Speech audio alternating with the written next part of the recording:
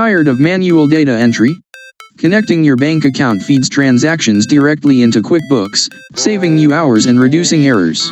Welcome back to Guide with Samuel. Go to the Banking tab and click Connect Account. Search for your bank, enter your online banking credentials, and follow the prompts to authenticate. QuickBooks uses secure, read-only connections. Once connected, transactions will start flowing into the For Review section within a few hours. You'll categorize them there, and they'll post to your register. My crucial pro tip: start with just one account. If you have multiple business accounts, connect your main checking account first. Get comfortable with the review and categorization process before adding credit cards or savings accounts. Take the first big leap toward automated bookkeeping. Were you nervous about connecting your bank the first time? For more guides on modern bookkeeping, please subscribe. Thanks for watching.